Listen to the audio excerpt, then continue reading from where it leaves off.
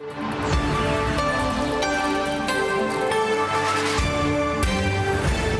afternoon, I'm Victoria Marshall, and welcome to the Washington Watch News Desk.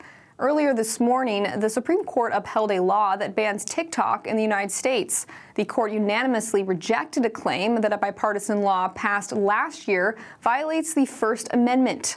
The law requires ByteDance, TikTok's Chinese parent company, to either sell the social media app or shut down its operations in the United States by January 19th.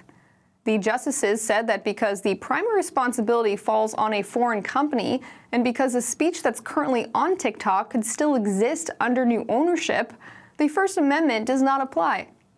And because of the app's enormous popularity in the country, President-elect Donald Trump has asked the court to delay the ban until after he is sworn in as president. The app is scheduled to be banned in the U.S. starting this Sunday. It will no longer be available in the App Store or offer updates for users that have already downloaded it. And in other Capitol Hill news, Trump's pick for Secretary of Homeland Security Secretary Kristi Noem testified before senators during her confirmation hearing. Noem told Missouri Senator Josh Hawley that she would abolish the Biden administration's CBP One app as secretary. So let me ask you about CBP One, the phone app that I've called concierge service for illegal immigrants. I'm sure you're familiar with it. This was the Biden administration's effort to allow asylum seekers to apply ahead of time using their phones, but not actually to provide any evidence that they needed asylum. Will you end the use of the CBP One app? Yes, Senator, if confirmed, and I have the opportunity to be secretary on day one, CBP One will be shut down. There's data and information in there that we will preserve so that we can ensure we know who's coming into this country and who's already here that we need to go find, but also we make sure that there's another program, CHNV, which I'm sure you're very familiar with, where our federal government actually paid to fly people into this country directly from other countries without any vetting or knowing who they are. So there's several of these programs that need to be eliminated, and we need to ensure that we're following legal immigration law. Noem made those comments earlier today. And in other domestic news, today, outgoing President Joe Biden declared that the Equal Rights Amendment is the law of the land. In a statement, Biden said, on January 27, 2020, the Commonwealth of Virginia became the 38th state to ratify the Equal Rights Amendment. The American Bar Association has recognized that the Equal Rights Amendment has cleared all necessary hurdles to be formally added to the Constitution as the 28th Amendment. I agree with the American Bar Association and with leading legal constitutional scholars that the Equal Rights Amendment has become part of our Constitution, end quote. Now, the ERA is a proposed amendment to the U.S. Constitution that eradicates all sex-based discrimination. It was originally passed by Congress in the 1970s, but it never got the requisite approval by the states. But if ratified, it would make sex-based protections, like excluding women from the draft or men from female-only facilities, illegal. Now, critics say Biden's announcement is more of an opinion than an edict.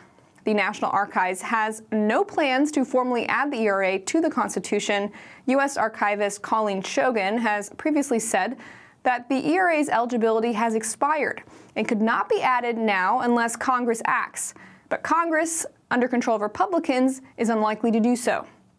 Now, Biden's announcement appears to be a last-ditch effort to shore up his legacy on what he sees as protecting women's abortions decisions. And finally, in international news, the Israeli cabinet will convene on Friday to approve the Gaza hostage and ceasefire deal, which the smaller security cabinet has already approved. Approval by the full cabinet is the final hurdle before the deal can be implemented. The Israeli Prime Minister's office said the ceasefire and the process of freeing hostages are expected to start on Sunday at 4 p.m. local time, 9 a.m. Eastern. The agreement would pause the fighting in Gaza and lead to the phased release of hostages in Gaza and Hamas prisoners held by Israel. Both the outgoing Biden administration and incoming Trump administration have taken credit for the deal. And those are today's headlines. I'm Victoria Marshall. Up next is Washington Watch with Tony Perkins. We'll see you next week with more news.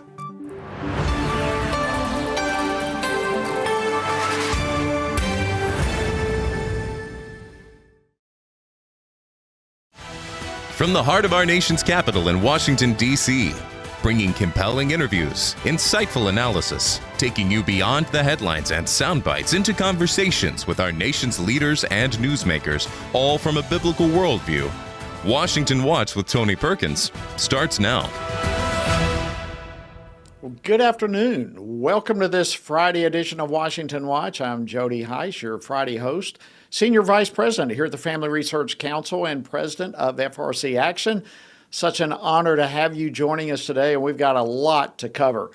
We're going to begin with this story. Just hours ago, Israel's full cabinet for the hostage and ceasefire deal that the Israeli Security Cabinet gave their stamp of approval on earlier this morning, and I'll be getting the latest in just a moment when I'm joined by Chris Mitchell, the Middle East Bureau Chief for CBN News. And after the decisive victory of President Trump in November, interesting that California's Governor Gavin Newsom called for a special legislative session to Trump-proof his state. Amazing. You would think that had he taken a little bit more time on fireproofing his state, perhaps the tragedy that we've been seeing unfolding in Los Angeles County could have been quite different. But is this just another example of leftist government officials driven by ideology and agendas rather than the needs of the people that they represent? While this wildfire is happening, and while people are trying to understand what's going on and are worried about disaster relief, worried about the ability to get homeowners insurance, your chamber gavelled into a special legislative session to prepare for Donald Trump in a way that you are already able to do without a special legislative session. So again, is now the right time for that? Well, that was a reporter who's confronting a Democrat California Assembly Speaker, Robert Rivas, and that happened a little bit earlier this week. So what's going on now in the Golden State? Well, I'll be joined here a little bit later in the program by California State Assemblyman Bill Asaley to discuss the latest. So you want to be sure to catch that. And speaking about being more focused on an agenda rather than the people, do you remember this ad from the Trump campaign? Kamala was the first to help pay for a prisoner's sex change. The power that I had, I used it in a way that was about pushing for the movement, frankly, and the agenda. Kamala's agenda is they, them, not you. Well, interestingly, there's a new poll that was released this week that is confirming just how instrumental the so-called culture war issues really were in Trump's election victory. And Terry Schilling of the American Principles Project will join me a little bit later in the program to discuss that. And then to close out the program and to close out the week, I'll be joined by David Clausen for our Biblical Worldview segment and discuss with him the incoming administration as well as the outgoing administration. So as always, we've got a lot coming your way today. And if you happen to miss any portion of it, the website, of course, is tonyperkins.com. And let me also just remind you of this Sunday, this coming Sunday, FRC is co-hosting an inauguration praise and prayer convocation. It's going to take place at the Greater New Hope Baptist Church in Washington, D.C. And for those of you who are not going to be there in person, I've got some really good news for you. You can join us online. The best way to do so is through our Stand Firm app. You can also follow it on Tony's YouTube channel. But if you do not have our app, friends, now's the time to get it so that you can have it wherever you go. And you can get the app wherever you typically get apps, or you can simply text the word app, A-P-P, to 67742. This is going to be a great time of worship and prayer for our nation, and we'd encourage you to come along and join us. All right, let's jump into the top story for today. Earlier this morning, Israel's Security Cabinet gave their approval on the hostage and ceasefire deal that negotiators had worked out between Jerusalem and Hamas. The deal was then advanced to the full Israeli cabinet, which just hours ago. So have we really reached the end of this 15-month war that started with Hamas's attack on Israel? Well, joining me now to discuss this is Chris Mitchell. He's the Middle East Bureau Chief for CBN News. Chris, as always, thank you for joining us on Washington Watch. Hope you're doing well. Doing well, Jody. Hope you are too, and great to be with you. Well, it's pretty exciting times right now for Israel and the world, and for many here in the United States as well. So, the vote was originally expected yesterday, as we all know, but it was delayed after Prime Minister Benjamin Netanyahu claimed that Hamas had sought out some late concessions. But both sides have now confirmed, as I understand, that the issues have been resolved. So, what were those issues? Where do we stand now, Chris? Well, we don't know all the details of why the government delayed it for one day, but we do know that it likely, I believe, on Sunday, some of the hostages will be released. There's certain to be very, very emotional scenes of families being reunited after maybe 470 days. I would say, Jody, this is a very, very difficult time for Israel and the Jewish people. Excited, relieved that some of the hostages will be released after the horrific conditions they've survived, but also gut-wrenching that they know other hostages do remain. And the deal as it's set up right now, Jody, with maybe about 1,000 Palestinian prisoners, many Israelis know that historically those prisoners go back to committing terror attacks. And so unless the deal doesn't go through and these Palestinian prisoners are not released, it's likely that other Israelis or Jews will be subject to terror attacks by these Palestinian prisoners. You can go back historically to 2011 when one IDF soldier, Gilad Shalit, was released for more than 1,000 Palestinian prisoners. And importantly, one of those prisoners was Yahya Sinwar, who eventually became the head of Hamas in Gaza, who masterminded the October 7th terror attacks, the worst since the Holocaust. So it's a very, very difficult time for Israelis to both relish and celebrate the return of some hostages, but also know that this is a very difficult deal to swallow. And they're looking forward to this is not necessarily the end of the war there in Gaza. Well, it is a bittersweet. I can't imagine what the emotions are going to be like, and with that reuniting with families that you described. As we all know, Sinwar is gone. Israel has shellacked so much of the infrastructure of the terrorist Hamas and Iran. I mean, on and on and on we could go, Hezbollah. Are you saying that by the release of these terrorist prisoners that they've not learned a lesson? Or do you and others there in Israel fully anticipate another attack? Many people do believe after this 15-month war plus, it seems like Hamas hasn't changed its ideology, that it continues to do what it can, not only to survive, but also to reconstitute itself to be able to commit another October 7th. You would think after being, as you said, shellacked in so many ways and so long, they would change maybe their ideology, but they haven't. And we understand that Hamas has been recruiting new members, even though the IDF has reportedly killed maybe 15 to 17,000 of Hamas members. Part of this deal also, Judy, is that maybe 600 trucks per day will be going into Gaza. What happens to those trucks is Hamas actually has been stealing many of those trucks. They sell them. That's how they get much of their funding right now. And so they will be able to be continue to rearm and rebuild, given this the details of this plan. And unbelievably, after so long and so much destruction inside Gaza and damage to Hamas, they're still there. And, one of the two of the main goals of the war right after October 7th were Hamas would be defeated militarily, and also they wouldn't be able to govern Gaza after. Some people believe this deal puts those two goals in jeopardy. This ceasefire will last, I believe, for 42 days, and perhaps the war can begin after that. And we do have some reassuring statements by incoming National Security Advisor Mike Waltz, who says part of the guarantee, in his words anyway, that Hamas won't be able to govern Gaza again. That's a bit reassuring, but some people are still concerned what this means for Hamas continuing to survive. What have others throughout the Middle East, other officials in particular, been saying about this?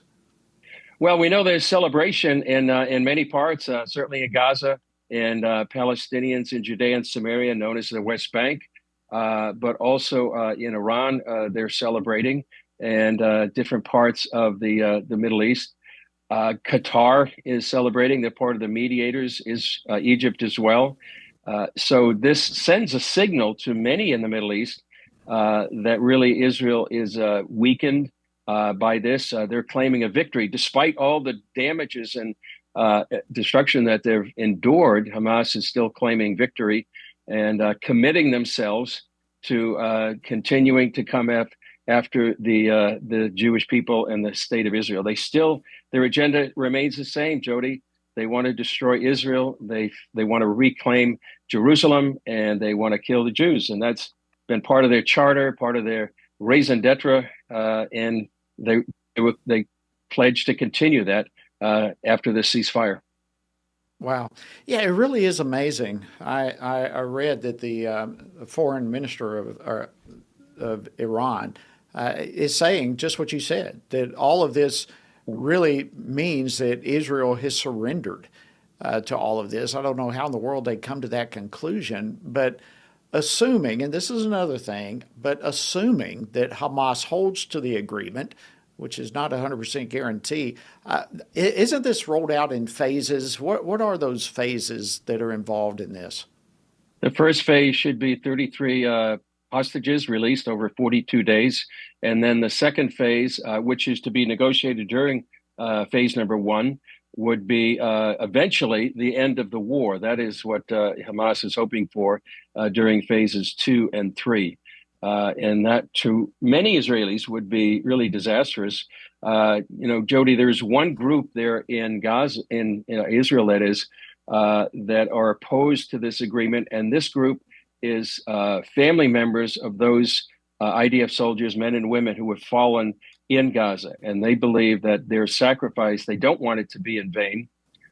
In fact, there's another group, some of them actually family members of hostages, that don't want they don't want Israel to negotiate with Hamas. In fact, there's a story that we have heard, Jody, of a father and son at a Shabbat dinner. And this is before October 7th. And the son said to his father, listen, if I am ever kidnapped, I don't want you to negotiate for my release. And so that is sort of a perspective and a point of view that really hasn't got as much attention as many of the other groups that represent many of the hostage families. So, but overall, a gut-wrenching scenario for Jews and Israelis, and really a time, I think, Jody, to be praying for the comfort of Israel, as it says in Isaiah chapter 40, comfort ye my people, but also praying for extraordinary wisdom for Prime Minister Benjamin Netanyahu and also President Trump as he comes in to take over in just a few days. Absolutely. Chris Mitchell, Middle East Bureau Chief for CBN News, as always, an honor to have you on Washington Watch. Thank you so much, and we indeed will be praying and encouraging others to do the same. God bless you. Thanks, all right, friends, coming up, we're going to be talking with the California Assemblyman about the latest on the California fire, so stay tuned. Much more coming your way. During these challenging times for our nation, Family Research Council continues to serve as a watchman on the wall for faith, family, and freedom. And together, thanks to your support, we're making an eternal impact. 2024 was a year of shining the light for biblical truth in Washington, D.C. Last fall, over 1,000 spiritually active, governance-engaged conservatives gathered for the Pray Vote Stand Summit to pray for our nation and ensure that the issues impacting SageCons were understood and advanced. Washington Watch with Tony Perkins marked a major milestone this year, its 900th episode, and added the Washington Watch News Desk, a new production that presents the top news each day from a biblical worldview. The Washington Stand published 2,000 articles of news, commentary, and podcasts in 2024, garnering over 5 million views. FRC's outlet for news and commentary continues to pursue the truth on the issues that matter most to you and your family. And with the launch of the Stand Firm app, you can listen to, watch, and read our content in one simple place. Pray for current issues, stay rooted in the scriptures, and engage the political sphere with the community of believers on our new platform. In 2024, FRC shaped public policy and culture, organizing the National Gathering for Prayer and Repentance, where members of Congress and Christian leaders came together to seek God's intervention in America.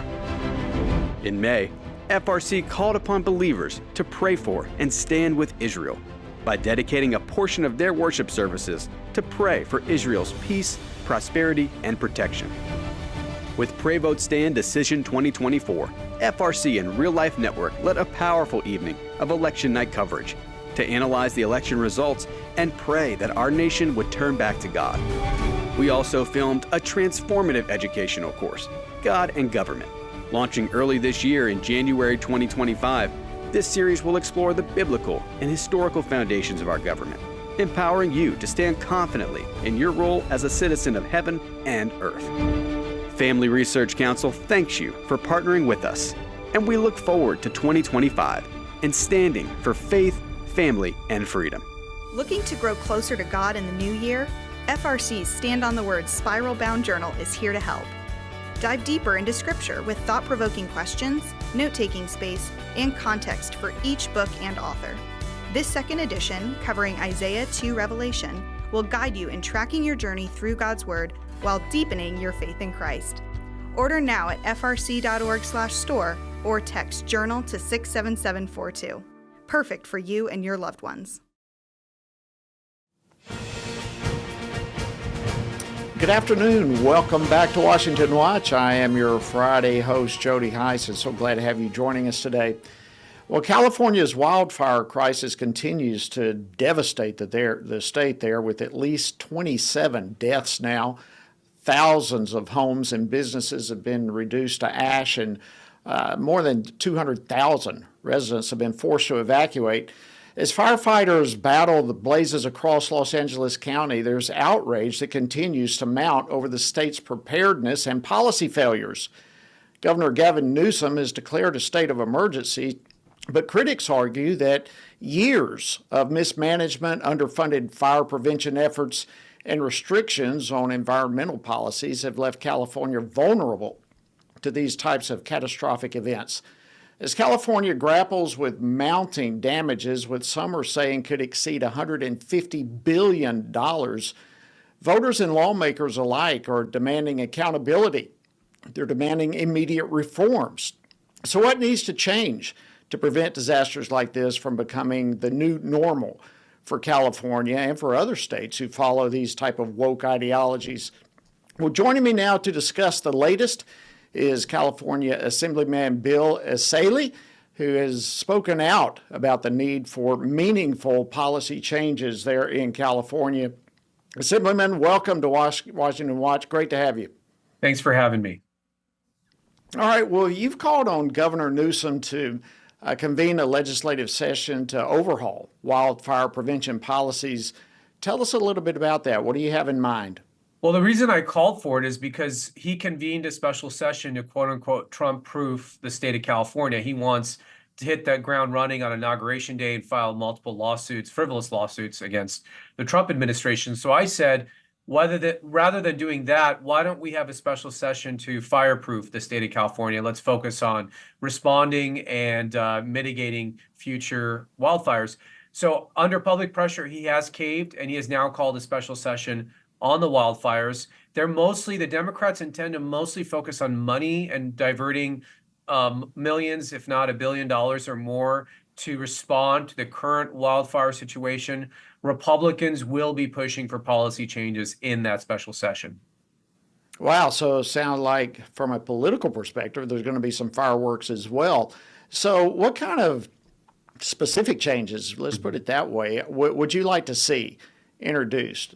Yeah, there's some changes we need to make in the law, and then a lot of the changes, honestly, has to happen in the governor's branch. He's got a lot of control as the executive over the state. But from a legislative perspective, we got to get the regulations out of the way so that way the firefighters can prepare the state for these wildfires. Specifically, we have controlled burns that we need to do across the state. In the safe seasons, when it's safe to do so, we need to clear all this brush. And the most efficient way to clear it is frankly to burn it. But because of decades of environmental regulations, we don't do that anymore. The firefighters have to comply with CEQA, which is our environmental policies here. They have to do environmental impact studies. So we have to clear all this regulatory burden so we can clear the brush that we need to do. We have to let the lumber industry go back into the wildlands and remove the dead trees. We need to upgrade and underground our power infrastructure. A lot of these fires get ignited by failing electrical infrastructure. So there's several things we can do to clear up the regulatory burdens so we can make the state more fireproof or at least fire resistant. Well, I recall when in Congress, I served, among other places, a Natural Resources Committee, and what you were talking about right now specifically, we dealt with on the federal level several times, and obviously nothing was ever done about it. So let me ask you this. It's my understanding that California's wildfire prevention budget has drastically been reduced over recent years from some close to $1 billion to somewhere in the ballpark of $200 million now. Has all this underfunding, do you think, contributed to the current crisis? Absolutely. I mean, the state, the size of California, to spend $200 million on wildfire prevention is kind of laughable. We're spending over $5 billion a year just to give illegal immigrants health care in the state of California. We're going to spend about $1 billion in the budget on this high-speed train to nowhere. So it just shows you where the priorities of the Democrat Party are. They're not interested in the basics of governing. They're not interested in public safety, transportation, mitigating disasters. They like to play politics. They like to get involved in really things that the public doesn't want them involved in. We don't want the state involved in immigration policy, but that's what drives these people. They're very unserious people, and they're wholly incompetent, as you could see that playing out on the national stage right now with both Gavin Newsom and Mayor Karen Bass. We have all seen and heard, there have been many celebrities, it seems many, who have lost their homes during all of this. And of course, they've been very outspoken. But what seems to be going underneath the radar largely are dozens and dozens of middle-class families, largely families of color that have lost their homes. Is there any effort specifically to help these communities that probably are perhaps more vulnerable? Well, they definitely are going to need a lot of help. But I think that's also upset some people in the state. We've had some really devastating fires in the past, just the last couple of years, and it didn't get the national attention that this fire got. So there is a little bit of that where now because celebrities are involved, it's become a bigger issue. But regardless, there are real victims of all socioeconomic class.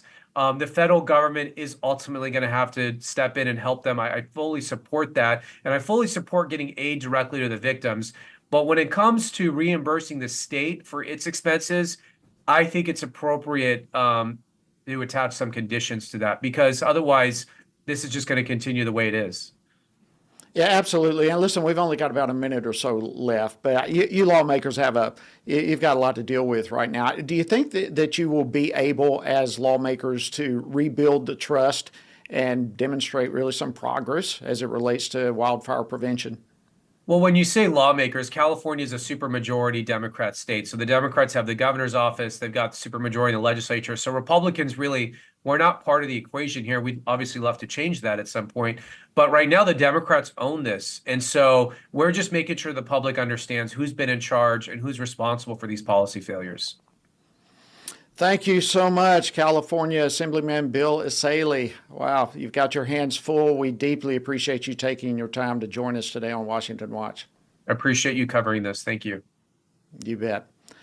All right, friends, big question. Did cultural issues impact the presidential election? It's a big question that many people have been asking. In fact, many people said, stay away from the cultural issues. Well, American Principles Project President Terry Schilling is going to be joining me after the break to discuss that very thing. How critical were cultural issues in the presidential election? So don't go anywhere. We'll be back with much more on Washington Watch in just a moment.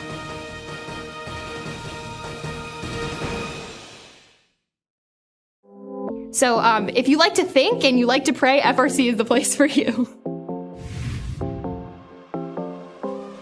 I think it is the best program out there. Yeah, I've absolutely loved my experience interning at FRC. They really are making waves out in the political world and doing it from the light of the Lord. It's really humbling for me as a college student who has been involved in the life movement for only a couple of years to be able to witness it alongside of some of the people who have spent their entire lives fighting. A huge thing that sets FRC's internship apart from others is they are looking for what they can pour into you instead of what they can get out of you. I have talked to so many of my friends who have interned other places, and they're responding to emails or taking phone calls and doing things like that, but here we get real hands-on experience and get to talk to important people and do important things that we get to see the impact of. The throne of Jesus Christ is unchallenged. His name was never on the ballot to begin with, and it's never going to be on the ballot. He's the King of Kings, and he's the Lord of Lords, and nothing's going to change that. And so our mission stays the same. Preach the gospel, make disciples, get ready for heaven. In the meantime, that we're to advance the concerns of the kingdom of God here on earth. America has entered a critical and vulnerable period from now until January the 20th. Join Family Research Council for Operation Prayer Shield, a 10-week prayer initiative for our nation. From now until January 20th, our country faces global challenges, a transition of leadership, and a lame duck session of Congress. This season calls for heightened spiritual vigilance, discernment, and prayer. Text the word SHIELD to 67742 to join us.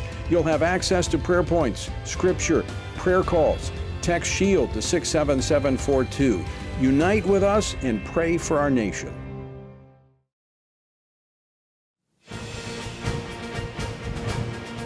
Good afternoon. Welcome back to this Friday edition of Washington Watch. I'm your Friday host, Jody Heiss, and so glad to have you on board with us.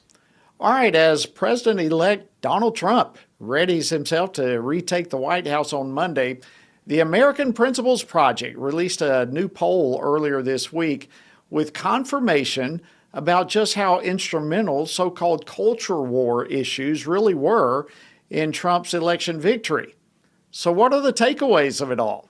Here now to talk about the poll is Terry Schilling, who is president of the American Principles Project. Terry, welcome to Washington Watch. Glad to have you. Hey, thanks for having me, Congressman. I'm excited to be here. Well, we're excited to have you too. And what an incredible outcome of this poll. So tell us about it. What did the poll find? Well, we did a post-election survey after November 5th. We wanted to measure how much of an impact the issue of transgenderism had on the election with voters, and how it determined whether or not they would vote for President Trump or Kamala Harris. And what we found is that this was not just a small microcosm of an issue. This was a largely impactful issue. And depending on the swing state that President Trump won, which he won all of them besides Minnesota, depending on the swing state, it shifted the electorate between 1.7% and 2.6%.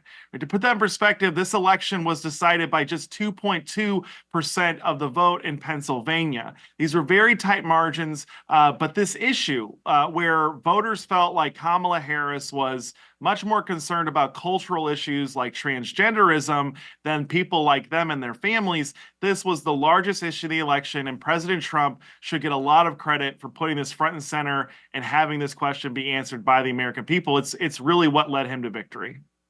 Wow, that is amazing. So tell me, going into this poll, I think whenever any of us are involved in a poll, there's a little bit of, you kind of guess what you think you might find, but you're not sure. That's why you put it out there and see. But were you surprised at all by the findings?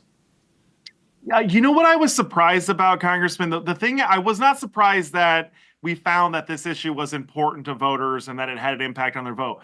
What I was mostly surprised about is who this issue resonated with.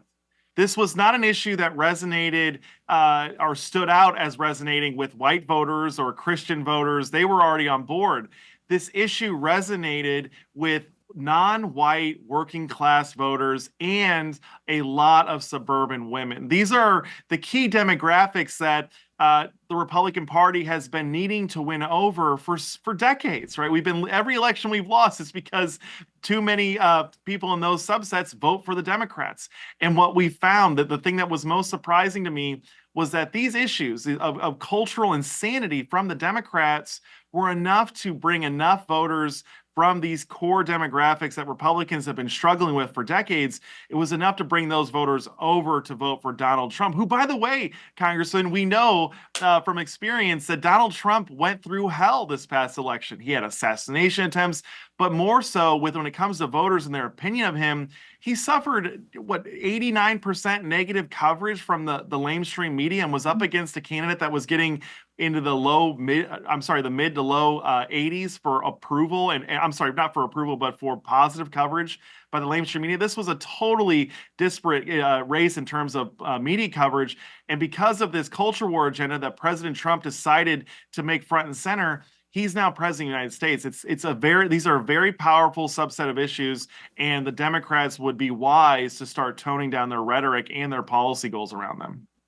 Well, so far they're not. I mean, they're doubling down on everything so far. They are so entrenched in this radical left-wing movement within the Democratic Party. It's hard for them to get away from it. But, I think what surprised me with all of this is how often we were told, stay away from cultural issues, stay away from it. People don't want that. And yet it was just the opposite. And I think this ought to give encouragement for everyone to continue standing for these things, the common sense, standing against the insanity, as you said, because the majority of people agree with us on these things. So let me ask you this type of messaging, can this be successfully replicated in another non-Trump election, or is this unique for Trump?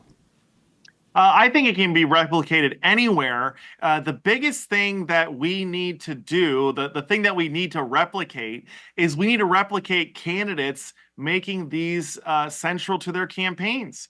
Right? You hear all the time in this town, stay away from the culture, just like what you said, stay away from the culture war, it's a loser. You would never advise a candidate to stay away from an entire section of issues like fiscal issues, right? You'd never tell a politician, hey, don't talk about economic and financial issues because those are losers. No, you would tell them, hey, on economic issues, talk about this. This is helping families afford to have children and helping them afford schooling and all of this. This is very popular. Don't talk about this aspect of it. But instead, these establishment cronies who are all basically Democrats, they're all socially moderate. It's really socially liberal and leftists. They all want to stay away from it because they don't understand how politics work. The American electorate is complicated and complex, right? You have a bunch of different votes, 320 million people in this country. We all care about different things. Different things motivate us in terms of our votes. Some voters only vote on whether or not a politician is going to protect the unborn. On the other hand, some people only vote if a politician is going to allow more babies to be killed. This country is diverse. It's different. We all care about different issues. And the culture war agenda is extremely, exceptionally strong because it appeals to voters that we really need in order to win elections. And It's so powerful of an issue. It brings so many voters to the table for us. Terry Schilling, president of American Principles Project, thank you so much for leading the charge on this, and thank you for coming on Washington Watch to unfold it for us. Anytime. I love coming on. Thank you so much for having me. You bet. All right, friends, don't go anywhere. On the other side of the break, FRC's David Clausen will join me for this week's Biblical Worldview segment, so stay tuned.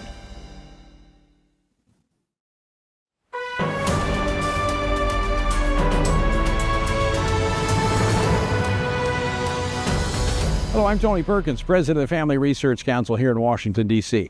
Behind me is one of the most recognizable buildings in all the world, the U.S. Capitol. What does it stand for? Well, most people say government. But you know the Bible talks about 4 institutions of government? You know what they are?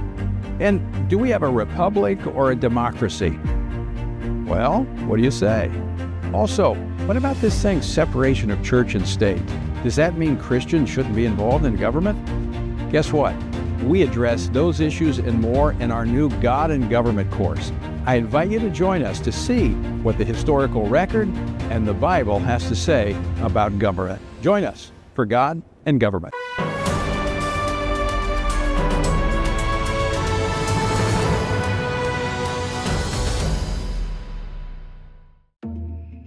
The world is hurting, streets are filled with crime, families are broken, sin is celebrated, and God is mocked.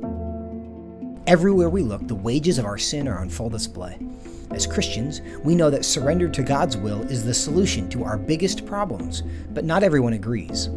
Even in church, we hear people say the most important thing is to be tolerant, that we shouldn't impose our morality on other people, and that loving our neighbor means celebrating what they do.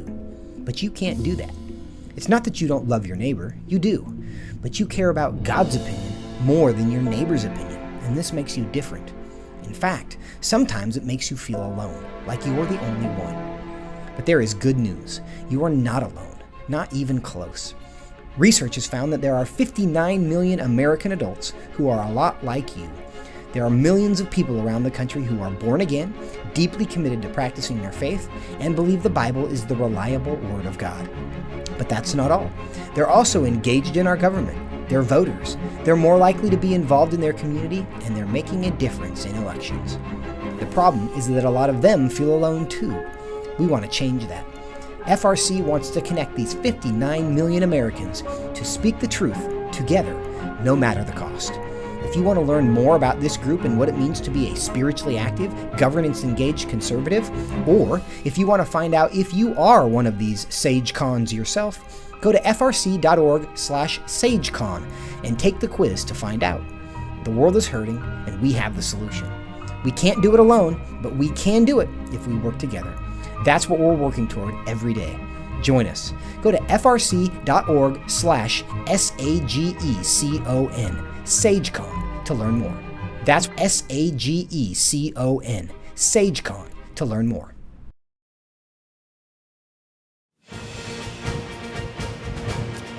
Good afternoon. Welcome back to Washington Watch. I'm your Friday host, Jody Heiss.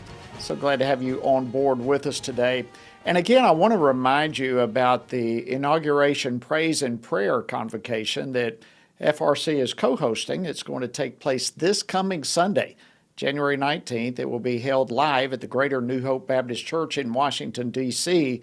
But for those of you who are not going to be able to join us in person, I have some great news. You can join us online through a couple of different options. Our Stand Firm app, or you can go to Tony's YouTube channel. And speaking of the Stand Firm app, if you don't have it, you can download it wherever you get your apps, or you can simply text the word app, APP, to 67742, and you can get a link to receive the Stand Firm app, which you want to have. And speaking of the inauguration, all right, friends, this has just been an unbelievably busy week of preparation for the incoming administration. There's been confirmation hearings underway for the president-elect's cabinet picks. Congress has been moving through various pieces of legislation. And then just before noon today, President-elect Trump announced that the inauguration is now going to be moved indoors, as the D.C. could be actually seeing record low temperatures here on Monday. So there literally has not been a dull moment here in Washington. And the bottom line is, Christians, we want to try to analyze and evaluate all the headlines through the lens of Scripture to the best of our ability. And that's why we like to conclude the week with a biblical worldview segment, a conversation about how to look at the headline news through the lens of Scripture. So joining me now for that discussion is David Clausen. He's the director of the Center for Biblical Worldview here at the Family Research Council. David, as always, great to see you. Welcome back to Washington Watch. Oh, great to be with you, Jody. Thanks for having me.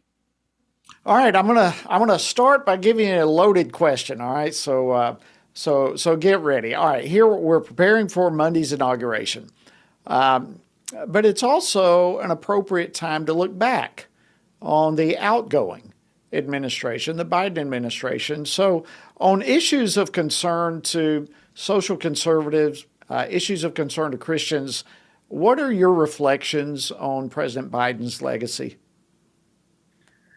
Well, that is a big question, Jody. And I think when you think about President Biden's legacy on a whole host of issues, I think there's some things we could commend, and maybe I should start there. One thing that does come to mind would be after the October 7th attack, when President Biden went to Israel, first time an American president had stepped foot in Israel when they were under war. That was heroic. That was something to commend, something that made all Americans proud. I wanted to start there, though, Jody, because frankly, everything else that comes to mind, unfortunately, is historically bad. This is a president who I remember in his inaugural address talked about the importance of unity and his desire to unify the country in the midst of the COVID-19 pandemic. And on issues that matter to social conservatives, and Jody, we've talked about this, the issues that matter to social conservatives are issues that are related to the created order. These are not marginal tax rates. These are not ethanol tariffs. Things that matter to social conservatives relate to life and death, abortion, the value and dignity of human life, unborn children, things like male and female, the whole LGBT panoply of issues. And on those issues, Joe Biden has been the most aggressive proponent of a pro-abortion agenda and a pro-LGBT agenda and an anti-religious freedom agenda, Jody, that we have ever seen. Whether it was the State Department flying rainbow flags at embassies around the world, including at our embassy in the Vatican, whether it was conditioning foreign aid to developing countries, that these countries, as a condition of American aid, had to get on board with pro-abortion, pro-LGBT policies, whether it was using the power of the administrative state to rewrite guidelines that affect the family, whether it was using the bully pulpit of the presidency to promote his abortion agenda. This was a historic administration on issues of social conservative that we care about, Jody, but for all the wrong reasons. Yeah. Wow.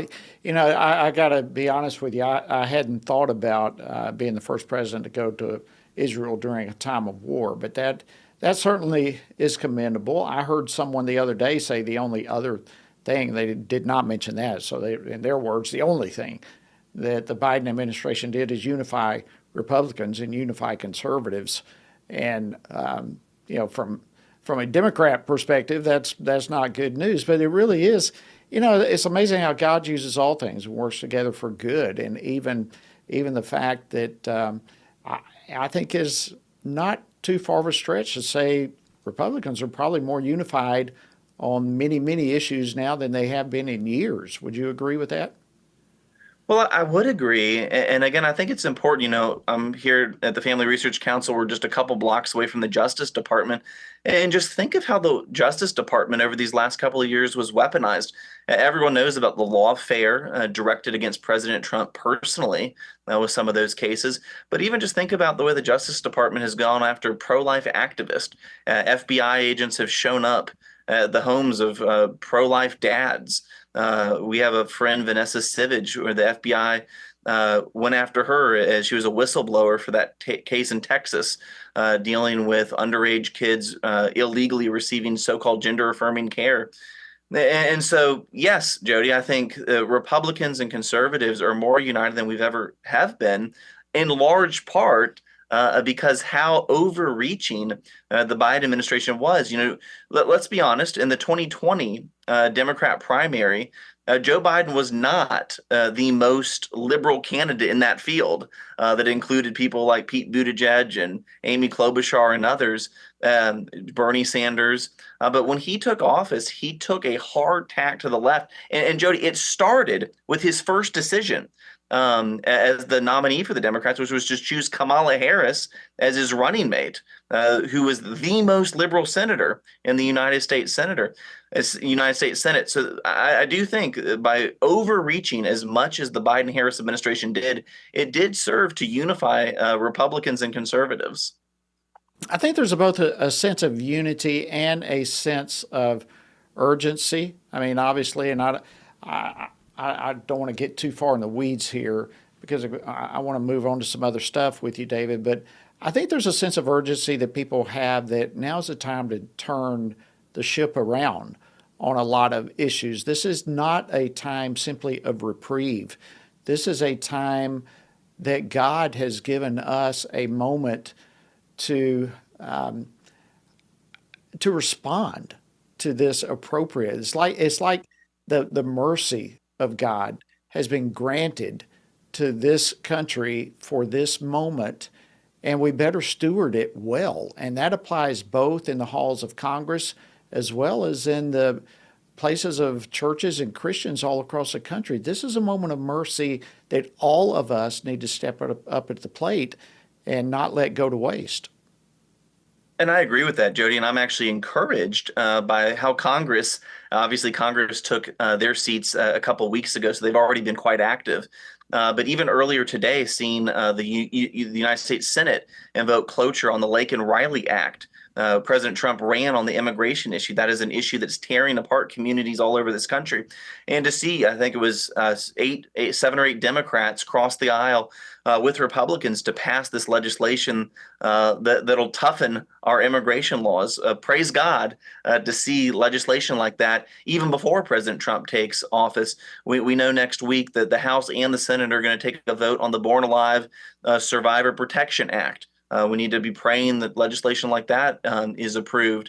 But this is a key opportunity we have. And Jody, I'll add, the first 100 days are going to be busy. And wonder, part of the way our system works, dozens of executive orders that Joe Biden signed can be undone with one stroke of Donald Trump's pen. Things like reinstating the Mexico City policy, making sure Title X funding doesn't go to abortion clinics and Planned Parenthood providers, rejoining the Geneva Consensus Declaration that says abortion is not a matter of human rights. So many other things, putting back into place safeguards to make sure that those chemical abortion pills are not so easily obtained by women looking to use them. And so I think I would advise Christians to pay attention to what's happening in Congress and to watch the White House, because it is a tremendous opportunity to not just undo some of the bad policies and executive orders of the previous 4 years, but to actually advance the ball. And the election, Jody, frankly shows that I think a lot of our friends and neighbors are ready to move in a more conservative direction. Yeah, I couldn't agree more. And this is a time, it's still a country based upon we the people. And, it is the voice of the people that ultimately matters. And we've got to embrace that and take responsibility of it. But at the end of the day, we also know that we can't fix all the problems in this country with just another piece of legislation or just throwing trillions of more dollars at a problem. It is ultimately a spiritual problem. And believers need to step up and pray like we've never prayed before and engage like never before. And you talk about a busy 100 days. I read somewhere today that there's going to be like 100 executive orders on day one. What a way to start. I mean, that's starting with the speed of a bullet. It's only probably going to get faster from there. But if I can shift gears with you, David, a little bit, I know that you were recently at a rally outside the Supreme Court for a very important case that we've all been watching here at FRC, a case coming out of Texas dealing with pornography. Can you bring us up to date on what's happening with that law and what's going on with that case? Why don't you explain it a little bit for folks who may not be familiar with what we're talking about? Yeah, really briefly, and FRC's been involved. We had Meg Kilgannon, our colleague, spoke at the rally. I brought our new intern class to the rally to kind of experience a DC rally outside the Supreme Court. But yeah, oral arguments were heard in a case that originates from Texas.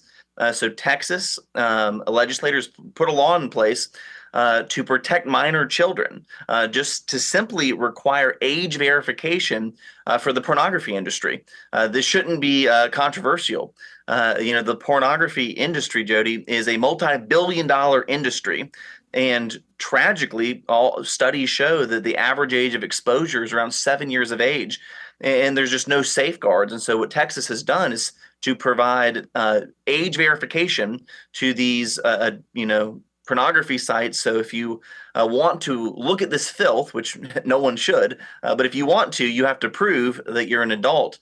And no surprise, the pornography industry has sued. And this case has gone all the way up to the Supreme Court. Based on oral arguments, Jody, even some of the more liberal justices, including Elena Kagan, for example, they didn't seem to buy the arguments that were being put forth by the porn lawyers. And so this is something we'll get a decision on, early summer. But again, it's pretty simple. Just this law that's requiring the pornography industry to make sure that the people that are accessing this filth are actually adults, and that there's safeguards in place that minor children can't access this. Because at the rally, Jody, I'll tell you this, we heard from folks who got kind of sucked in to looking at pornography unintentionally. They weren't even looking for it, and they got hooked on it. And that ended up, for some of them, being a gateway to being exploited, to getting plugged into to human trafficking. So this is an example of why politics matters. Politics matters, Jody, because policy matters, and policy matters because people matter. And so we can be praying that in the months to come, the court will make a good decision on this case. Wow. Well, we'll certainly be keeping a pulse on that. I'm sure you'll be keeping us up to speed as that comes forward too. Look, I know that you're actually going to be attending the inauguration, correct? Yes, sir. All right. Well, some good news. It's going to be indoors now. You're not going to be frozen. We won't come chip you out of an icicle somewhere when it's all said and done. But what are you hoping to hear from President Trump? Yeah, I obviously, like most Americans, would love to hear his vision for the next 4 years on things like the economy. My wife and I are new homeowners, and interest rates are pretty difficult. I'd love to hear his plans for the economy. I'd love to hear his vision for American foreign policy. We live in a dangerous world. I obviously love to hear about his plans to further protect the southern border. But as a social conservative, I would love to hear President-elect Trump's plans to protect life, to protect family, to protect our ability as Christians and people of faith to not only worship the Lord according to our conscience, but to order our lives in accordance with those deeply held beliefs. And so I think Americans and the tens of millions of Christians that voted for President Trump would love to hear, as part of this inaugural address, some of his plans for the American family. And that'll be something I'm definitely looking forward to, hopefully hearing in the inaugural address. Well, and likewise with the first 100 days, what do you anticipate that maybe priority? I know we talked about the border, but from a Christian perspective, some of the issues that are important. What do you kind of see as priority there? Yeah. First 100 days, obviously in Congress, we'd love to see the Lincoln-Riley Act approved finally in the Senate, and then when it goes back to the House. We would love to see Born Alive, these babies who survived botched abortions. We would love to see them get the protections that they deserve. From the executive branch, Jody, reinstate Mexico City, make sure that our embassies are flying the American flag, not the rainbow flag. Make sure that Title X funding can't be used for abortion clinics, to make sure all the federal rulemaking process actually understands the difference between a man and a woman, and just seeing the bully pulpit used to promote good and not vice. So I know it'll be a busy 100 days, but I am hopeful, Jody, that the right people are in the right places, including many of these wonderful nominees that have been going through their confirmation hearings. David Clausen, Director of FRC's Center for Biblical Worldview, always great to end the week with you, putting all the headlines in a package for us to look at it from a biblical perspective. Thank you so much. Enjoy the inauguration. Glad you're not going to be frozen when it's all over. Thanks for joining us. All right, friends, that wraps up this week and this edition of Washington Watch. Hope you have a fantastic weekend. We'll be back on Monday. Washington Watch with Tony Perkins is brought to you by Family Research Council and is entirely listener-supported. Portions of the show discussing candidates are brought to you by Family Research Council Action. For more information on anything you heard today, or to find out how you can partner with us in our ongoing efforts to promote faith, family, and freedom, visit TonyPerkins.com.